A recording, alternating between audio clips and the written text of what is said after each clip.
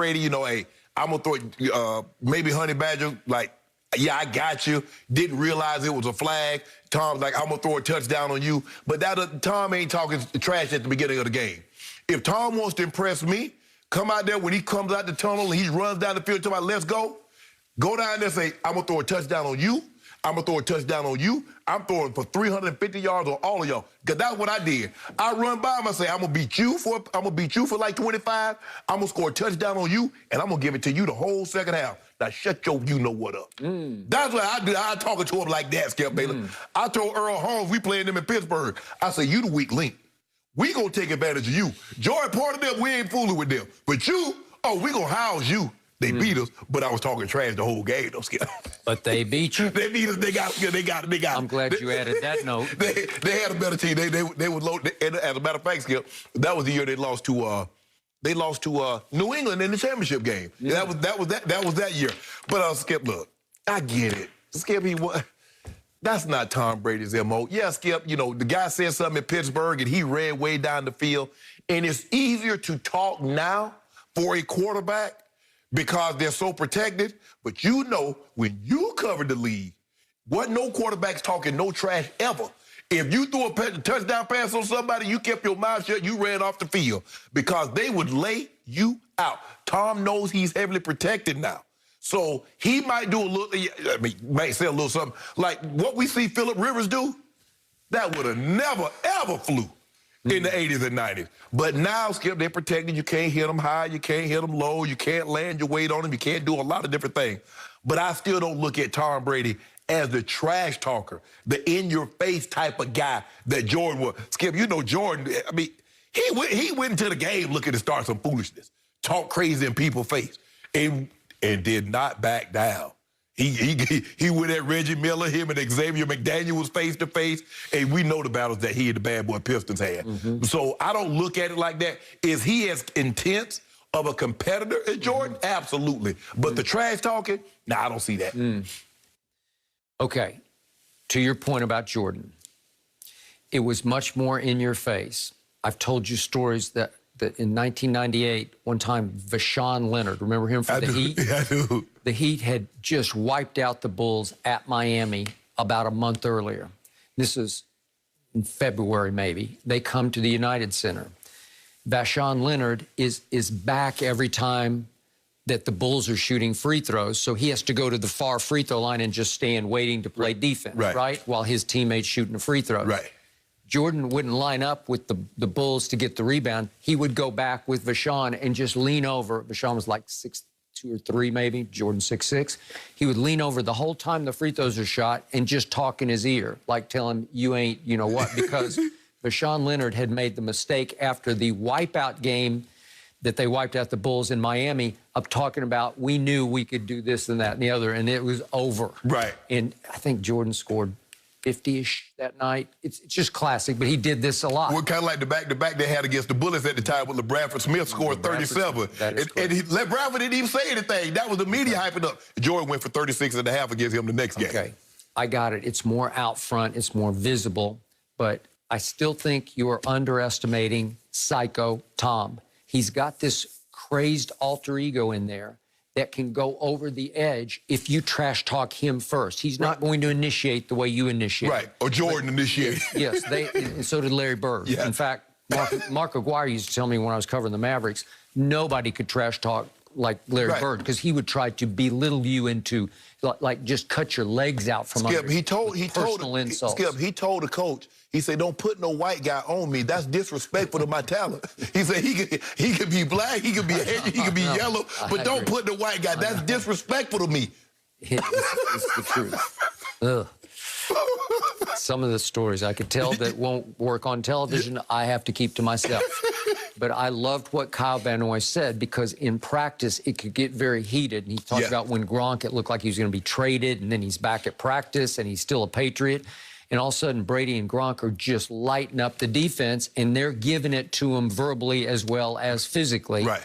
And as he said, you know, they were talking big trash to us, and we couldn't say bleep back to him because it was like, you guys are beating our ass and letting us know about it. Well, that guy's in there, that Tom Brady. So you don't want to provoke him if you can help it. And he's saying it gave me chills watching the Super Bowl because I did think of Jordan sitting in his locker before the game with the baseball bat and a cigar. You know, and he's just like squeezing the sawdust out of the baseball bat, thinking about what he's going to do to somebody who made the mistake of saying something about him when the ball's tipped up. And sometimes, and I don't know. Look, I think Brady's trash talk on the field, Skip, is in retaliation when you trash talk to him. So you're like, correct.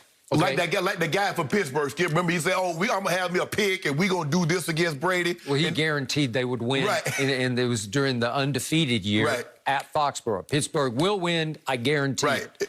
Flea flicker like the first play of the game, and then Brady racing down the field and all in the guy's face. Okay, so what happened on the play in question? Well, it first happened that there was a tipped interception that Honey Badger came up with. And he jumps up celebrating, and there's an off-the-ball hold on Mike Evans that nullifies the play. Because he's thinking, Skip, I got a pick on Tom Brady in the Super Bowl. Super Bowl. So I figured, I got me a pick. Okay, so Brady went Jordan-esque because he didn't like the way that Honey Badger was celebrating.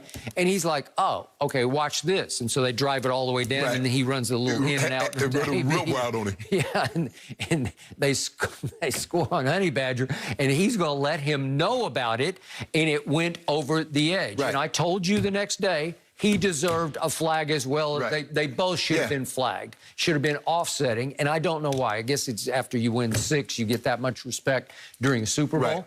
But remember what Tyrann Mathieu said after the game? I'd never seen Tom like that. Well, then you haven't watched closely enough because he's got that in him.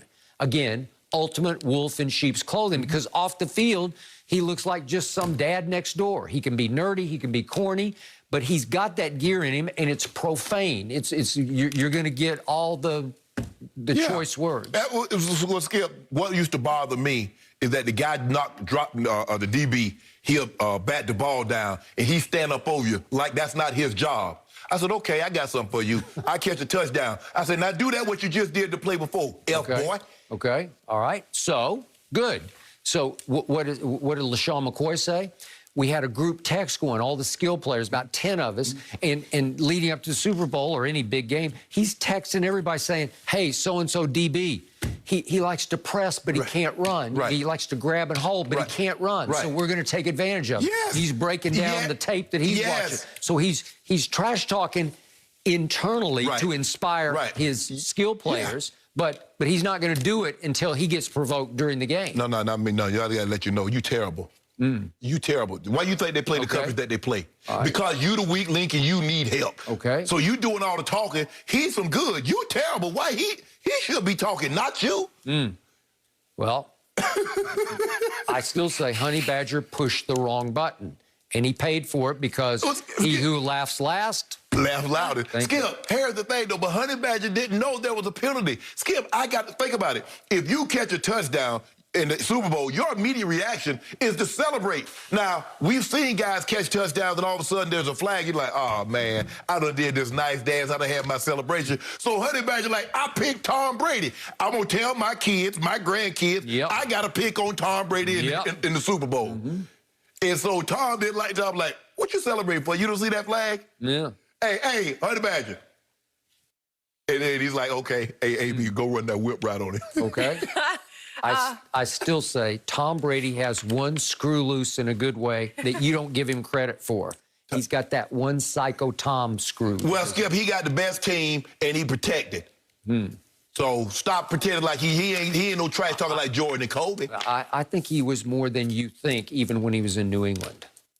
No. It's that one screw. You just, if you get it right, you never know. You know who has been inspired, though, by Tom Brady? And, you know, LeBron. He's been tweeting about it. He's talking about his Super Bowl win, the GOAT Club. Well, will LeBron bolster his MVP case for the Lakers tonight against the Nets? And good news for us, guys, Chris Haynes will join us after the break. No mercy, no mercy.